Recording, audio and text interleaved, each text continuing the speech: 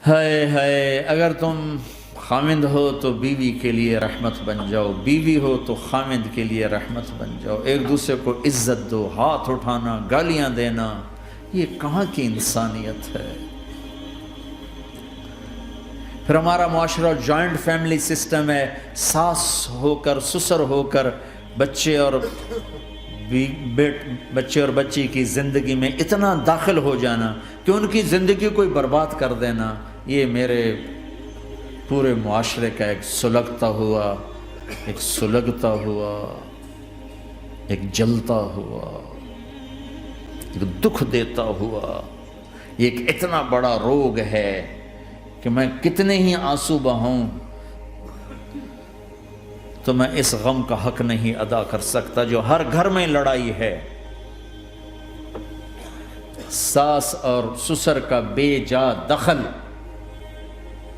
بچی کی زندگی میں، اس نے گھروں کو آگ لگا دی ہے۔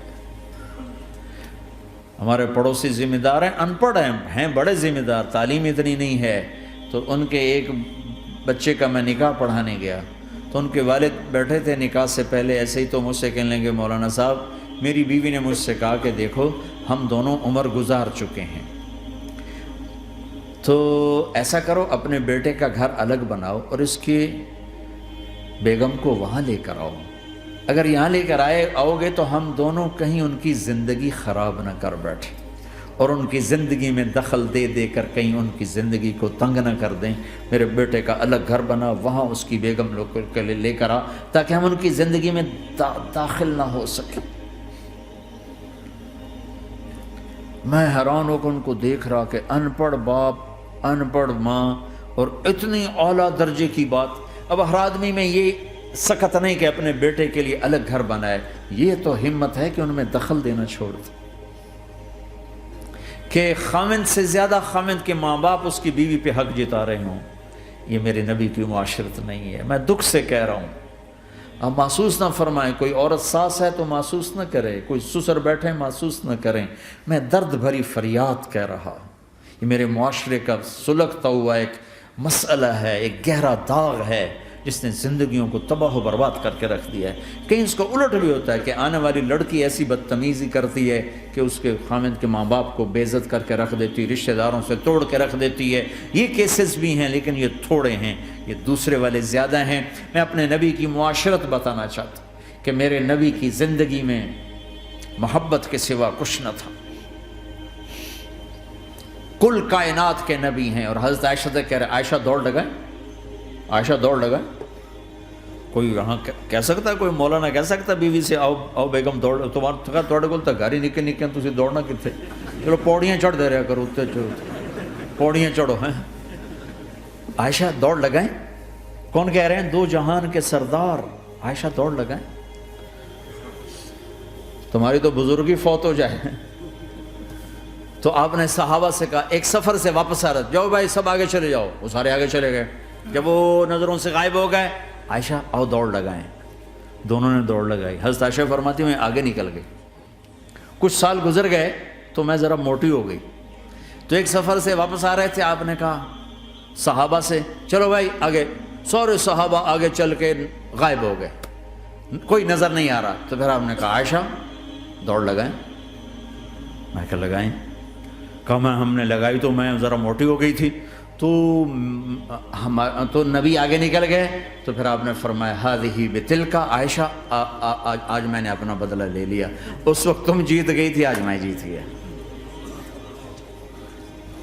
آپ نے نبی کی زندگی پڑھو اللہ کے واسطے کہ آپ نے گھر کیسے چلائے، کھانے کو کچھ نہیں اور بیویاں خوش ہیں، سلوک تھا نا، کھانے کو کچھ نہیں ہے، 2 مہینے چولہا نہیں جلتا ہے، لیکن بیویوں کو ایسی محبت تھی کہ وہ قربان ہوتی جا رہی، اور یہاں سب کچھ دے کر گھروں میں آگ ہے، اس لیے کہ بول ٹھیک نہیں، نہ خامد کا بول ٹھیک ہے نہ بیوی کا بول ٹھیک ہے، اور عام طور پر زیادتی چونکہ مردوں کی طرف سے ہوتی، کبھی عورتوں کی طرف سے بھی ہوتی، میں تو دونوں کے لیے بات کر رہا ہوں۔ اس زبان کو میٹھا کرنا سیکھ لو، اگر اپنے گھروں کو چین سے سکھ سے بھرنا چاہتے ہو تو چیزوں سے نہیں آئے گا، تمہارے سلوک سے، بیہیویئر سے آئے گا۔ اپنے سلوک اچھے کرو، اپنے رویے اچھے کرو۔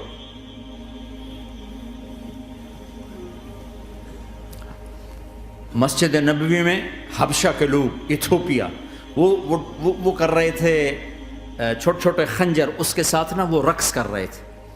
تو حضرت عائشہ کے کان میں آواز پڑے کہ یا رسول اللہ میں نے دیکھنا ہے۔ تو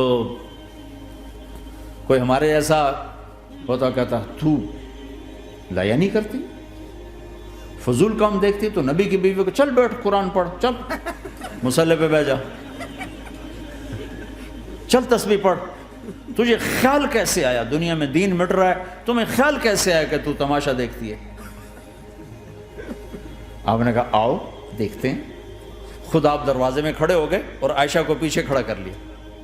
عائشہ رضی اللہ فرماتی میں آپ کے پردے میں کھڑی ہو کر میں دیکھتی رہی یہاں تک کہ آپ تھک گئے، ہمارے نبی تھک گئے، اور تھک کے نا کبھی یوں ہو جاتے، یوں ہو جاتے، ایک پاؤں کا سارا، پھر کہنے لگے عائشہ بس نہ کریں۔ میں نے کہا نہیں ابھی میرا دل نہیں بھرا۔ کہا اچھا ٹھیک ہے۔ پھر کبھی یوں ہو رہے ہیں، کبھی یوں ہو رہے ہیں، کبھی یوں ہو رہے ہیں، کبھی یوں ہو رہے ہیں۔ حضرت عائشہ کہتے ہیں جب میں نے کہا بس، پھر آپ واپس آ۔ یہ میرے نبی کی زندگی ہے۔ تم لان تان سے زندگی بنانا چاہتے، ساس سسر بہو پر بیٹے سے بھی زیادہ حق جتانا چاہتے۔ یہ عام معاشرے کی بات بتا رہا ہوں کہ بہت تباہی ہے۔ میں تو مسائل سن میں نے تو اب اس دفعہ یہ ارادہ ہے کہ اب میں فون چھوڑ دوں گا، نہیں رکھوں گا، کہ میرے اندر ہمت ہی نہیں رہی کہ میں گھروں کے مسائل، میرا کلیجہ پھٹنے کو ہو۔ ایسے ظلم ہیں، ایسے ظلم ہیں۔ ہمارا سسرالی معاشرہ بڑا ظالم ہے، بڑا ظالم، 99.99% ظلم ہے۔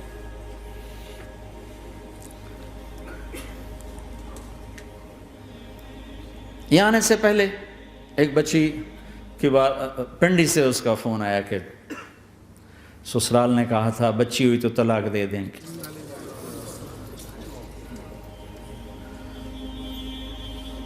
بچی ہو گئی،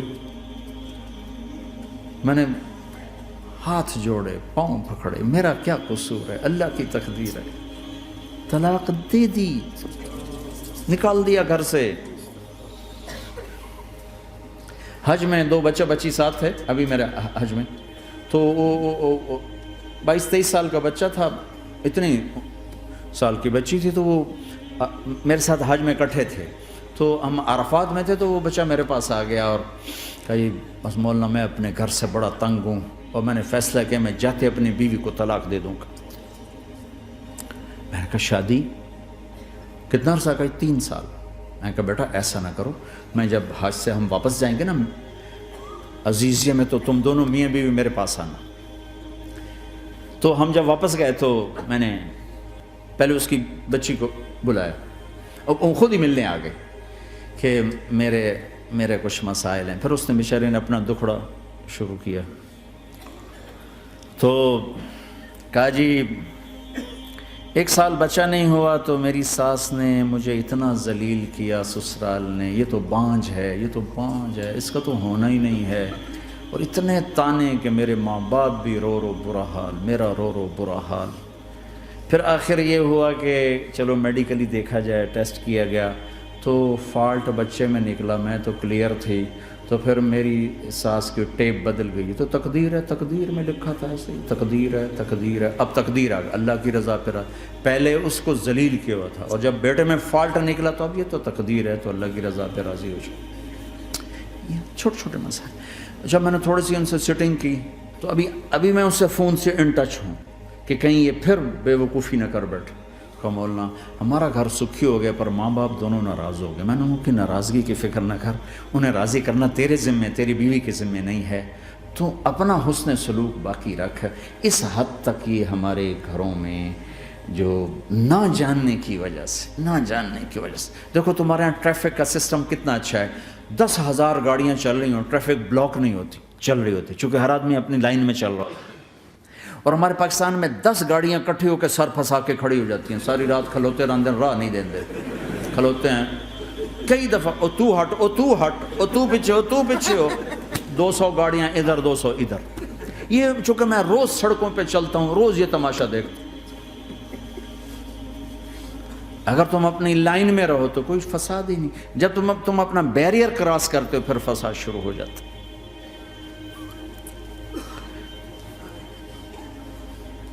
تو بھائیو اپنے نبی کی زندگی سیکھو. ایک سارا کام، چھوٹا سا کام، زبان. غیبت چھوڑ دو، جھوٹ چھوڑ دو، گالی چھوڑ دو، تانا چھوڑ دو، طنز چھوڑ دو، برا بھلا کہنا چھوڑ دو، بلکہ حوصلہ افزائی کرو، تعریف کرو. ایک ہماری دھوبن تھی ماسی شریفہ، مرحوم 85 میں فوت ہوئی، سن 85، بہت لڑاکی تھی. تو آگے ایک دن میری بہن کے پاس کہنے لگی بی بی میری یہ نوہ میں بڑا لڑتی آپ تھی. میں نے کوئی تویز دے ساریاں میری یہ نوکر بن جائے. تو وہ میری بہن نے ایسے نا ایک کاغذ پر نا وہ کل لکیریں لگا کے تو ایسے بالکل رول کر کے کہا کہ ماسی شریفہ جب تیری لڑائی شروع ہو نا تو نے یہ تعویذ یہاں رکھنا ہے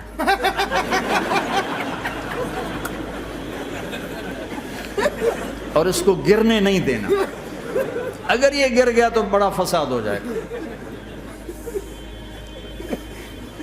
اب کیا چکر تھا؟ چپ کرانا تھا اس کو. لڑائی تو ساری اس کی تھی. ہفتے کے بعد وہ آگے بی بی تو تا ایسا تویت دیتا ہے ساری لڑائی مک گئی. کیوں؟ جو ماسی شریفہ آپ چپ ہو گئی. یا وہ شروع ہوتا وہ ایسے کر کے بیٹھ جاتے، لڑائی ختم. تو میں سب کو یہ تعویذ دے کے جا رہا ہوں، جب تمہاری لڑائی شروع ہو تعویذ یہاں رکھ لینا، بولنا نہیں. دیکھنا چند دنوں میں تمہارے گھروں میں محبت کے پھول کھلیں گے. یہاں بہت زیادہ طلاق بڑھ چکی ہے. تھوڑے دنوں میں طلاق جو ایک دوسرے کی برداشت نہیں ہے. یہ میرے نبی کی زندگی ہے. برداشت کرو.